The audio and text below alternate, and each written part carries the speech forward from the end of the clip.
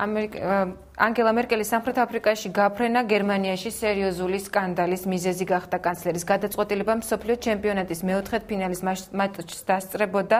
გერმანულ პოლიტიკაში დიდი ვნებათაღელვა გამოიწვია მერკელმა საკუთარი ქვეყნის და არგენტინის ნაკრებების დაპირისპირების ნახვა უშუალოდ სტადიონზე მოინდომა და დამგზავრება ბუნდესტაგის ყველა პარტიიდან თითო წარმომადგენელს შესთავაზა. ადგილობრივი გამოცემები კრიტიკული წერილებით ინფორმაციის გავრცელებისთანავე აჯრედდა. პრესა უკმაყოფილოთა არგუმენტების შესახებ წერს. კრიტიკის მთავარი მოტივი ქვეყანაში შექმნილი ეკონომიკური კრიზისია. სკეპტიკოსების აზრით იმის ფონზე, რომ მთავრობა მკაცრი ეკონომიკური ზომების შემოღებაზე მუშაობს, მერკელისაგან მსგავსი ნაბიჯი უბრალოდ დაუშვებელია. ამ მოტივით კანცლერის შეთავაზებაზე უარი უკვე განაცხადა მწვანეთა პარტიამ.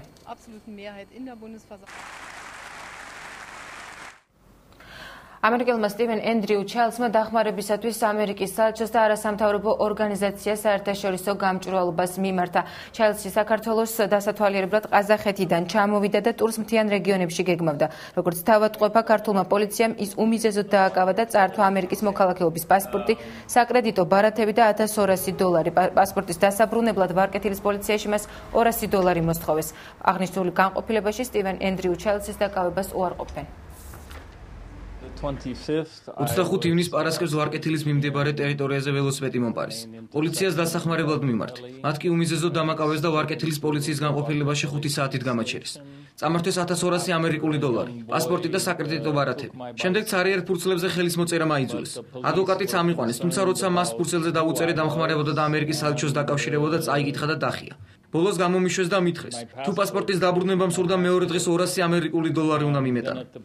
დღეს მოგმართა ამერიკის მოქალაქემ, კონკრეტულმა პიროვნებამ, სტეფენ ჩაილდმა, რომელმაც განაცხადა, რომ მას პრობლემები ჰქონდა პოლიციის ერთ-ერთ განყოფილებაში თბილისში და შესაბამისად გარკვეული ნივთები მისი იქნა იქ დატოვებული. რა თქმა უნდა, აღნიშნულ ფაქტს სჭირდება გადამოწმება, დაზუსტება სჭირდება და იმ შემთხვევაში თუ თქვათ განაცხადებს ეს ადამიანი და დააფიქსირებს, რომ მიმართავს საჩივრით შესაბამის კომპეტენტურ ორგანოებს გამოსაძიებლად, ჩვენ დავეხმარებით მას სამართლებრივი დოკუმენტების მომზადებაში. ნინო გვაზავას მაშველები კვლავ ეძებენ. 52 წლის ქალბატონი მტკვარში გუშინ მეუღლესთან ერთად გადავარდა. Volkswagen-ის ავტომანქანას გვაზავას მეუღლე მართავდა. 61 წლის გიორგი ცავა მაშველებმა გუშინ ვეიპოვეს. მისი მდგომარეობა სტაბილურია, ინციდენტი გუშინ საღამოს მოხდა. Volkswagen სატვირთო მანქანა დაეჯახა მძღოლმა საჭე ვეღარ დაიმორჩილა და ბორდიურზე. შემდეგ კი მდინარეში გადავარდა. ნინო გვაზავას ძებნა უშედეგოდ გრძელდება, თუმცა დანახვისა და ცუდი ხილვადობის გამო მუშაობა გართულდა გუშინ საგანგებო სიტუაციების სამსახურმა ძებნა დღეს განაგრძო, თუმცა მდინარის სწრაფი დინება მათ ხელს უშლის. დღევანდელ დღეს დილის 7 საათიდან გაგრძელებულია სამაშველო საძიებო სამუშაოები, მაგრამ ჯერჯერობით ისე უშედეგოდ არის, მაგრამ დღეს დამატებული გვაქვს მაგნიტით ძებნა, სადაც მკვითავებთან ერთად მაგნიტით შეეცდებიან, რომ მოიძებნოს მანქანის ადგილსამყოფელი. ძალიან ძნელი ამ მიმართულებით, პარში მიმართულებით ძებნა, ვინაიდან ხილვადობა ისე ვიმეორებ 0 და ფაქტიურად დინება არის ძალიან ჩქარი. გამკაცრებული ჯარიმები ავტოსაგზაო შემთხვევებისათვის ძალაში 1 აგვისტოდან შევა. შესაბამისი ცვლილებები საქართველოს ადმინისტრაციულ სამართალდარღვევათა კოდექსში პარლამენტმა მესამე მოსმენით უკვე შეიტანა. იზრდება ჯარიმების ოდენობა ადმინისტრაციული სამართალდარღვევებისთვის, მათ შორის სატრანსპორტო საშუალების მთვრალ მდგომარეობაში მართვისთვის, ღვედის გამოუყენებლობისთვის, ალკოჰოლური, ნარკოტიკული ან ფსიქოტროპული სიმთვრალის დასადგენად შემოწმების თავის არიდებისათვის, ასევე შუქნიშნის დაუმორჩილებლობისთვის. ჯარიმის გადახდის შემდეგ კი ჩამორთმეული მართვის მოწმობა მძღოლს უბრუნდება. აუცილებელია ყველას კონდეს ღვედი. ბავშვები უფრო დაცულები იქნებიან და მძღოლიც უფრო დაცული იქნება. არაფერი არ არის ძვირი. მე ვფიქრობ, რომ უნდა იყოს დაწესებული გარკვეული ზღვარი მინიმალური რაოდენობისა, როგორც ბევრ განვითარებულ ქვეყანაში, რომლის მიღება შესაძლებელია, მაგალითად 1 ჭიქა ღვინო.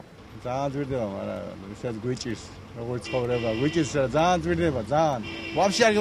ვაფშე არ ვეცოდებით მუშა ხალხი. აკაკი წერეთლის სახელმწიფო უნივერსიტეტის პედაგოგის სამსახურიდან მიდის. ამ გადაწყვეტილების შესახებ ბადრი ფორჩხიძემ ლეიბორისტული პარტიის ოფისში პრესკონფერენციაზე განაცხადა. ფორჩხიძე უნივერსიტეტში მიმდინარე რეფორმებით უკმაყოფილოა და ახალი სასწავლო წლიდან სამსახურში დაბრუნებას აღარ აპირებს. უკვე ცნობილია, რომ ის პედაგოგთა დაცვის საზოგადოებრივ კომიტეტის ქუთაისის ფილიალს უხელმძღვანელებს. კომიტეტი 100 პედაგოგს აერთიანებს დასავლეთის რეგიონული ორგანიზაცია და შესაბამისად ქუთაისის ოფისიც მას ახლა დაემატა. რამდენიმე დღის წინ ლეიბორისტულმა პარტიამ შექმნა პედაგოგთა დაცვის საზოგადოებრივი კომიტეტი და ამ კომიტეტის მუშაობის დაწყებას ასევე გამოეხმაურა მთელი დასავლეთ საქართველო ამ განუკითხაობაზე იმ უკანონობაზე, რომელსაც დღევანდელი ხელისუფლება დღეს ქვეყანაში ახორციელებს, მოგახსენებთ ბატონი ბადრი. მე მეკუთვნოდა სრული პროფესორობა და დანაშაულებრივი კრიმინალური ფაქტების გზით შემიცვალეს მონაცემები, გააყალბეს, გავასაჩივრე, გავაპროტესტე და ვაგრძელებ ბრძოლას ამის წინააღმდეგ და მანამ არ შევალ მე ჩემს უნივერსიტეტში და არ შევალ აუდიტორიებში სტუდენტებთან და არ წავიკითხავ ლექციებს, სანამ არ მივაღწევ მიზანს, რომ იქნეს სამართლიანობა დაცული და ელემენტარული ღირსება და ადამიანის უფლებები. განათლების სამინისტროში მოსწავლეთა საფეხბურთო ტურნირის სკოლბურთის ფინალისტები დააჯილდოვეს. განათლების მინისტრმა დიმიტრი შაშკინმა და სპორტისა და ახალგაზრდულ საქმეთა მინისტრის მოადგილემ მოსწავლეებს სიგელები გადასცეს. გუნდების კაპიტნები და გამორჩეული მოთამაშეები კი კომპიუტერებითა და წიგნებით დააჯილდოვეს. სკოლბურთი მეოთხე წელია ტარდება წლევანდელ შეჯიბრში. საქართველოს 73 რაიონის 1300 სკოლა და 13000 მოსწავლეა ჩართული. ფინალში ზუგდიდსა და ბოლნისის სკოლის გუნდები დაუპირისპირდნენ ერთმანეთს. გამარჯვებული ზუგდიდელები თურქეთში ფეხბურთის საერთაშორისო შეჯიბრზე წავდნენ.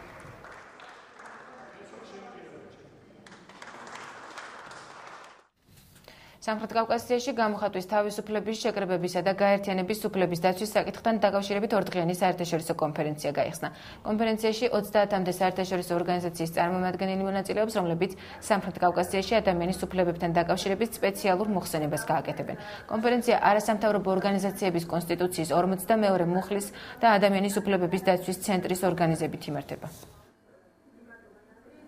კონფერენციის მიზანი არის ის, რომ იმსჯელოთ და გამოავლინოთ პრობლემები ან დადებითი მხარეები და ტენდენციები საქართველოში, სომხეთში და აზერბაიჯანში და შესაბამისად მოწვეულები არიან ამ ღონისძიებაზე, როგორც საქართველოს ადამიანის უფლებათა დამცველები, ასევე სომხეთიდან და აზერბაიჯანიდან. გარდა ამისა, მონაწილეობას ღებულობენ საერთაშორისო ორგანიზაციების წარმომადგენლები, რომლებიც გააკეთებენ თავად მოხსენებებს, რომელიც არის ძალიან მნიშვნელოვანი როგორც ჩვენთვის, ასევე სამხრეთ კავკასიის რეგიონის წარმომადგენლებისათვის. ჩვენ გვინდა შევაფასოთ მდგომარეობა სამი ქვეყნის მასშტაბით, დავინახოთ საერთო გამოწვევები, საერთო პრობლემები და რაც ყველაზე უფრო მთავარია, ვიფიქროთ მათი ერთად გადაჭრის გზებზე. იმიტომ რომ 30-მდე არასამთავრობო ორგანიზაცია არის შეკრებილი, რომლებიც უფლებადაცვის სფეროში მუშაობენ და ვფიქრობ, რომ ძალიან ნაყოფიერი ორი დღე გველოდება წინ.